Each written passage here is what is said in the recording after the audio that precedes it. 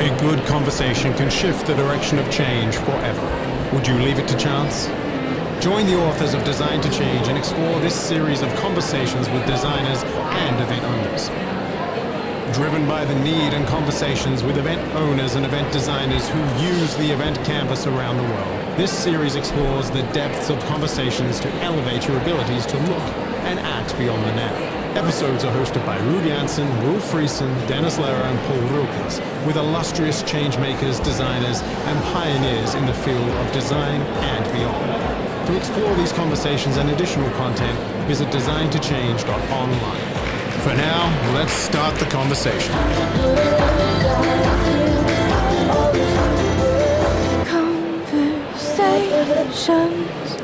And we are live at IMAX on Tuesday at IMAX, and with us, so my name is Roel Frissen, and with us we have Bas Schot, and Bas is from The Hague Marketing, The Hague and Partners, I should say. And Bas, we have worked for a long time together. Actually, we were first colleagues back in the days, right, in the late 90s. But maybe it's good for you to introduce yourself a little bit and like where you're coming from, and I will delve into your activities with event design. Yeah, thanks, Roel. As I said, my name is Bas. Working for the Hague Partners for 10 years now. Being a colleague from the PCO side in the previous life, of course. So know the business from the PCO side, and now as a DMO CVB. Been in the business now, I think for I don't want to dare to say, but almost 25 years, like yourself. So it's a long time.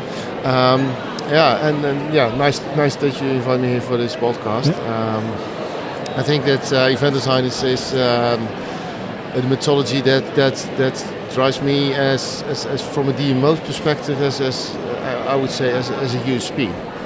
We have embedded it as a strategy, as a USP in our strategy plan for since already 2019, where we started training our partners in the city, venues, hotels, other PCOs, to train about what is event design. And from there we built a long-lasting legacy actually with trainee skilled staff in the city. But other than that, we are now implementing this strategy towards clients, associations, corporates who are dealing with issues on designing their events, but also complex situations with major stakeholders in our city. Yeah, I remember when we first got into conversation, at least about this about event design, when you approached us and said like, I believe what I heard. This is what The Hague needs and how we can differentiate ourselves as a DMO, because we feel like we are very much invested in the primary process of our clients, and we'd like to help them to gain more using our destination, and to help them to do that in our destination. And I think I was together when we opened the first event design lab in The Hague as well, where and maybe for the listeners, you embarked on a journey where you said like, okay, we'd like to be the center of excellence of event design in Europe. So with the event design lab, and you actually built capacity of, I think now over 80 people who are trained in this methodology, and between all your partners, right? No. Yeah, it's close to 80, maybe 90%. So tell us what the thinking behind it was. You just highlighted it a little bit, but like, what is your vision with this? To start with is that if you want to make event design part of your unique selling point as a city, to make your distinction as a city, you need to make not only us as a CVB, which is a relatively small team towards, if you compare it with all the partners in the city, all the venues and destination venues. So what we said is we have to get a broader an experience level of people knowing and making their acquaintance with the system and the methodology. Mm-hmm. And from that as a starting point, in the meantime, we did a lot of other activities, as you know, and we did even training sessions here at IMAX in the past, just to make make the potential clients, the organizers of events, acquainted with the methodology. So from a layer by layer, every year we increase the number, because we had in the first beginning, I think average still 2 training sessions a year. So that's if roughly 20 to 30 people trained every year. So starting in 2019, okay, 1 year out with COVID, but then we've continued immediately straightforward after that. So I've seen that there is a big more acceptance now in the city. There are people who know it, make them familiar. There are people in the city already using it very heavily, building collections in museum, designing events, activities at their venues. So there is multiple use, and we still continue in our team as well to make bridging the gap to the client and saying, you come with your event to our city, but is there anything else you need? Are you okay with your event? Is everything up to speed? Are you following and confirming everything to the trends in the world, the situations in the world? What is the need? And it might be that event design is then the best solution to help those clients build and to their next level event, and hopefully in our city, of course. Exactly. So what I understood from you, and maybe we can talk about that a little bit more, is so first of all, as you said, you build capacity, right? So you said like, okay, everybody in this city who has something to do with events, working with our partners, needs to be in the know of what is event design and how can clients benefit from this. But that's step one, right? So and then together with back then Postilion Hotels, you built the event design lab, which actually was a place to come and design in the lab, and then at some point we also discussed like how can we engage clients and how can you win actually more clients, international or national clients, with this methodology or with the thinking behind it. Do you have some examples of how that was beneficial to the relationship you built with those clients? After having everyone trained in the city, or still we still train people in our city, still partners. But the next step was that we, with the design lab, of course, that is a physical place. It can be recognized for partners, but also for clients to show what we are doing, how much, to which level of degree we take this seriously. But rather than that, we start implementing this in a bid strategy. So approaching a client and having an answer to the RFP with a bid document, as usually is common in our world. We implemented this in our strategy as well, and in our bid document, to make sure that we can do this for you as a client. We have several clients who accepted this offer, and because we see it as an offer to work with them, working on the methodology, to create an added value for their event. Not maybe completely changing their event, but maybe there's an added value and there is a component of the event which we can help them build and boost for them. What I always think as like, or maybe what the listeners think, like, why would a destination, a DMO, why would they involve in event design? Like, shouldn't they be just answering RFPs and sending proposals? What is the idea behind that for a DMO? I think it started with the fact that if you're asking a client what is the main objective of your event, what is the main purpose of your event, that you want to know we're not organizing because we want to organize events. We want to get together, but there should be a purpose behind it. There should be an objective behind it, why we should come together. Because you and me, we can come together for drinking a beer, getting a coffee, but there is an objective behind why you get a certain dedicated target audience you want to get together. When I speak to clients sometimes and they can't answer that question, then I feel that it's a necessity to think twice what you're going to do. And I'm not going to say no to such an event, and they still can, of course, accommodate it in our city. But I think it's very, very valuable to ask the question. And the methodology of event design canvas can help you answering that question. And not only that, it can you lift up to create maybe a complete new concept of the event. But it starts with why. Yeah. And so I think already 2 years back we actually looked back on the 5 years of investment The Hague made in event design, as we said, scaling capabilities, making sure that the environment is ready, involving clients, and then we said like, yeah, but there's something else, right? I remember we had a discussion and you said like, there's 2 things which are on my calendar for next year, and those are event design and legacy building, right? So that's what I believe you said. That's like, how is that any different from each other? Because I think these are the exact same things. And so we dived into a conversation where we said like, okay, let's see how behavior change over time, where that leads to. And if you put that in perspective of time, actually you build some legacy.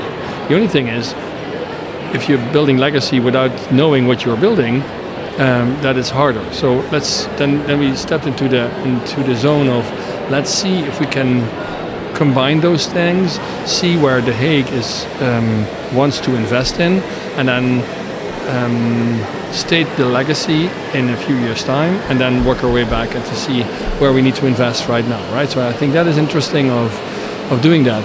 And you were the first one to say, okay, we only can prove this legacy building when we have some clients and some case studies which are proving the point. So you landed a few projects where you said like, okay, let's do this right now. One of them was the NATO summit in The Hague, which was held last year, which had some, probably was a world stage, where The Hague was the world stage for a very important meeting of the NATO heads of states. But the other thing, which was, and we also worked on a project called Impact Fest. Can you elaborate how that created value for you as The Hague and partners, and how that made you created a different image for you as an organization? I can. First of all, I think when I came to you and said, can we use the methodology to design a legacy program, we both knew that we need to find a way to do this. We used the methodology in a more like similar place, and this time we said, okay, we should start preceding the event starts. So we knew that NATO would have our national summit, or their international summit in The Hague last year. We knew that a little bit beforehand, I think close to maybe 6-7 months before.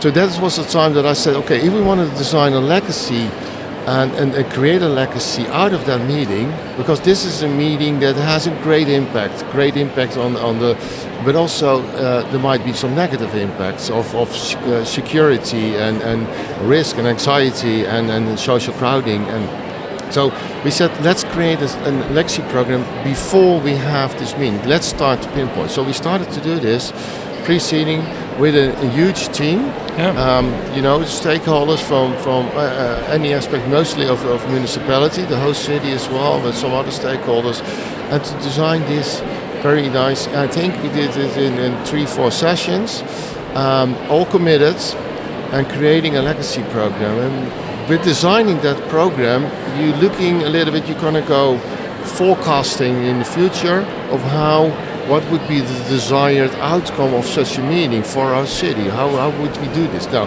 And then the methodology is very interesting because we invite a very large number of stakeholders, and that could all input on this process. Meaning that the outcome is something which we need to measure, and we need to see with backcasting to see did we meet those desired wishes for the future, or the desired outcome of the legacy program. But so far, we're a year later, we already see, as we call it in that program, we've defined a couple of pearls and hidden gems, and We see already one of them already appealing in our this year's program. Even already last year, in the end of the year, but it's going to be concluded in the second edition next year, this year already. So we see that there is a spring of certain events. And not only events, we see that there is an offspring. We see that there is an offspring in businesses and institutions. So there is an impact. And the funny thing is that with the event design methodology, we actually a little bit forecasted this already in that process, because of the methodology, because of using the stakeholder and the empathy map. So that was an interesting fact finding. So.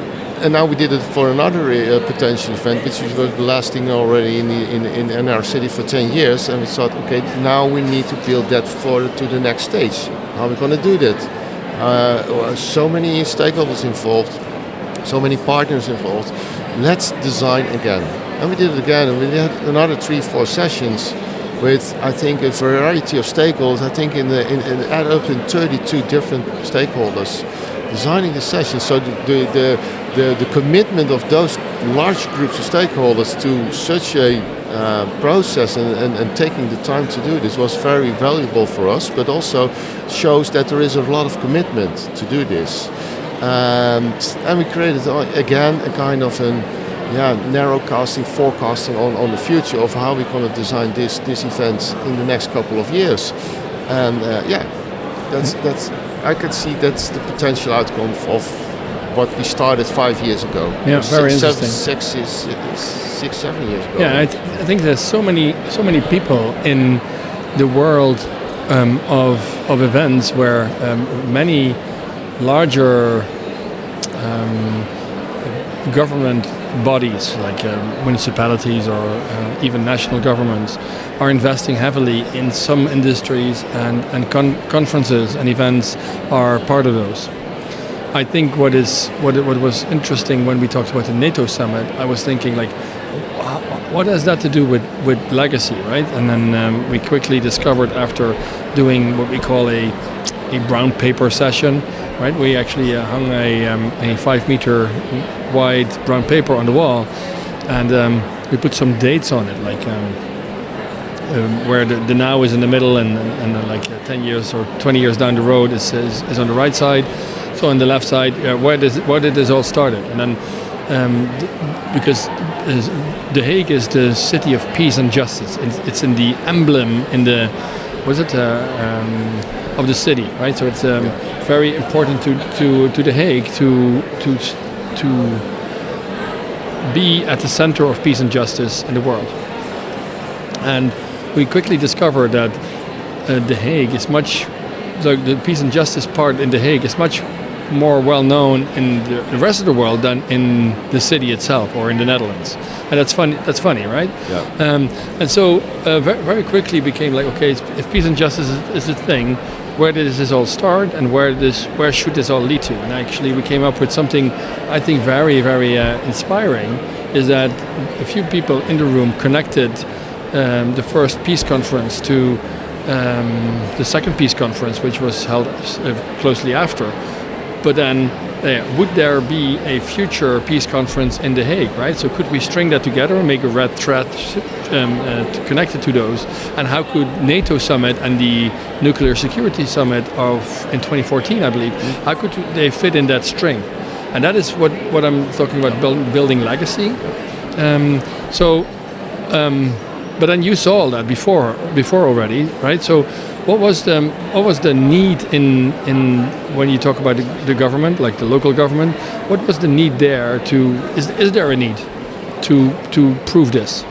Yeah, I think this need is becoming more and more common and popular with many other TMOs and cities and municipalities and local governments. Is that we always measured ourselves with the economic impact of an event.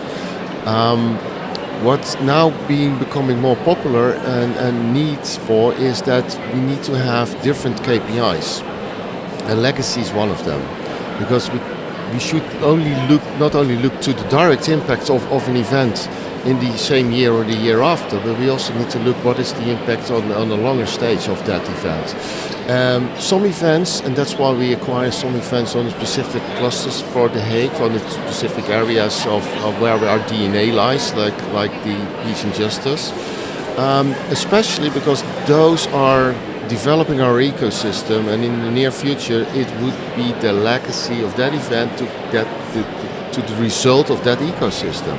And that ecosystem can be still quantified in the number of businesses and the number of talents are walking around in that city of you. But the essential is that I see that the commodity of having a KPI on economic impact, it will sustain, but it's not the only KPI needed. And therefore it came in place that legacy is more and more important KPI for DMOs and CVBs like ours. And in that respect, if you define your legacy and if you want to create a legacy program, there are many tools, there are very good examples also with colleagues in the world. And we try to do it with the event design canvas methodology. Yeah. So thank you, Bas, for allowing us to have a little peek into your job. But then the reality is also that you this week you announced that after 10 years of service, you are about to do something else. I'm not sure if we can talk about it here, but I resigned for Deka Partners. It's officially announced, right? Or it's officially announced, So it didn't caught you off guard. No. So the idea is, do you have any, of course, maybe it's not very concrete, but what are your plans for the future? Any things where people can call you for? Yeah, no, what I said, I want to make businesses in the mice industry more future-proof. And help them around to think along, also with the event design methodology, also to do maybe other aspects, but making them future-proof. So soon more, right? Soon follow Bas on LinkedIn, Bas Schot, is it? And maybe you can reach out and just to hear more about his stories, because his experience is very rich, and when it comes to DMOs, but also to event design, and actually how to apply that into larger organizations. So thank you, Bas, for being here, and have a great show. Thank you. This has been another episode of the Design to Change Designer Conversation series. Explore these conversations and additional content at designtochange.online. Want more right now? Tune into the backstage episode of this conversation and hear what the experts discuss off stage.